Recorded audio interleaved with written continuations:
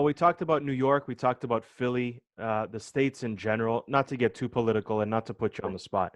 But has the states taken a big hit with respect to international travelers wanting to go to the US when things get better? And if so, like if it's taken a hit, in your opinion, because it's a loaded question, how does the states potentially recover its image of being a safe haven for people to travel to as far as a tourism and travel experiences kind of sphere goes? Mhm. And so in that respect, what's interesting is that so we here in Canada, we hear news about local things, right? And we have to cover Canadian news because that's our Right. content. We have to cover that. We hear US things, but what I'm finding, and this is from me personally, I'm speaking of, not everybody, Hmm. and it's because I have connections and work and clients in the US and abroad. But in speaking to the people of the US, when I call them and say, I heard about this or I saw this in the news, they have a different perspective there. And just as Canadians have a local, we drill down in terms of local regional coverage, they have more regional coverage that we don't hear about there. Hmm. So there's a lot of positivity coming out there as well. Like there's the growth of PPE, the personal protective equipment, Hmm. and the growth of campaigns where people are helping hospitals and people and communities. And there might be hotspots in certain areas that, again, from a media perspective, nothing against the media because you're a media guy too. And it's like sometimes you got to get those clicks, and the hard hitting story hits with a few key words. But when you really drill down, there's some positives in there. Yes, our case is going up. Yes, in the US, we're seeing that. But there's some pockets of they're still doing precautions. They're closing. They're in phases. So you're right that maybe the perception from a person or two from the States kind of is like a stigma, but it's going to grow because we as Canadians, we're snowbirds. Hmm. A lot of people, the baby boomers, I think about them, they can't wait to get out of here in December, Hmm. in January.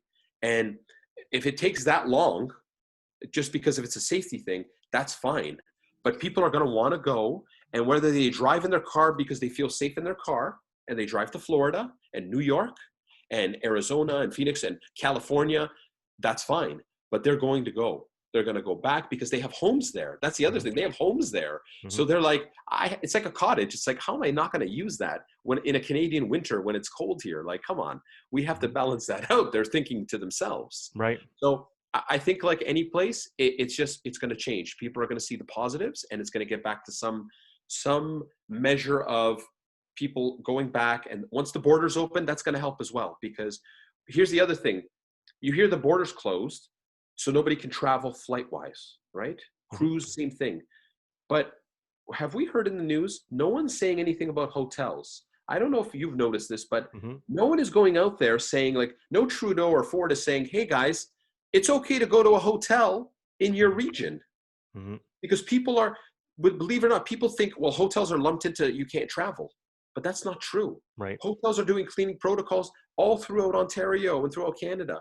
Why shouldn't we stay at a hotel? It's just again, it's the stigma, right? A stigma. The borders closed. We can't travel, flight or cruise or car wise, so we can't go anywhere. Well, no, that's not true. Hotels are actually initiating this, and they have great packages out there. So there's a lot of hotels. So you could think, hey, I'm going to drive 8 hours somewhere locally, whether it's Sudbury, whether I'm going to go to, I'm trying to think, Milton. You're going to go anywhere. You can go away and stay in a local hotel. Obviously, you want to call and take a precaution, but you got to think there's like some things that aren't being covered, right? Hmm. That it's safe to do. So again, in a nutshell, just to wrap up your question, it's like, yeah, it's something that they're going to have to work through, and it's just going to have to be proper media updates, and we have to educate ourselves as well. You can't take a quick news bite. You can't take one news source and just accept that. You have to read up on it and say, okay, I'm going to do my due diligence.